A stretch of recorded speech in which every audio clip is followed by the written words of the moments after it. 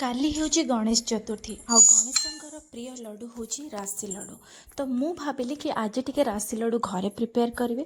तो केमती प्रिपेयर करछि आपण माने वीडियोटी शेष पर्यंत देखते जानीपर। प्रथमे मुझे किछिटा चोपा छड़ा राशि नहीं ताकू मु टिके हल्का फ्राए कर दूची, बेसी फ्राए करेनि नहेले राशिटा पोड़ीज। आउ गोटे कड़े मु किछिटा पानी नहीं आउ मु ऐड करछि गुड़। गुड़ पाग बनवाई कि मु फर्स्ट ये चेक करुँची कि पागटा है कि ना। ये गोटे गिनारे किछिटा पानी रे मु गुड़ पाग को पकईची आउ सेटा बहुत एबे स्मूथ अच्छी नरम अच्छी सेटा हेनी। तो आउ किछि समय ताको कला परे तापरे पुणी आउ टिके पानी रे मु से गुड़ पाग को टिके पकाउछे।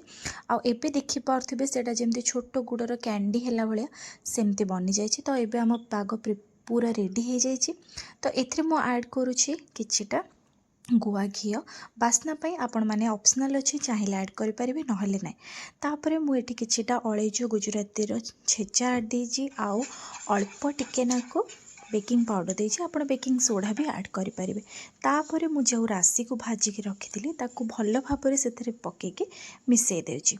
आउ ए जगार आपण माने चाहिए आपण मन पसंदर किसी भी ड्राई फ्रूट्स पकई पारे। मुझे बादाम को टिके हल्का फ्राए करके ताकू चोपा छड़ेक सेटा को नहीं बस हो गला परे तापरे हम एटा को किसी समय ठंडा हाँपाई रखीदबा। एबे हाथ में अल्प तेल कि अल्प पानी नहीं करी आपण माने छोट छोट लड्डू साइज ताकू बन पारे। आ बस किसी समय मध्य बनीगला घरे होममेड राशि लड्डू। निश्चय ट्राए करंतु आउ केमती लगिला मते कमेंट सेक्शन में निश्चय जणेबे। आउ समस्त को मो तरफ गणेश चतुर्थी अनेक अनेक शुभेच्छा आउ अभिनंदन। रहिली नमस्कार।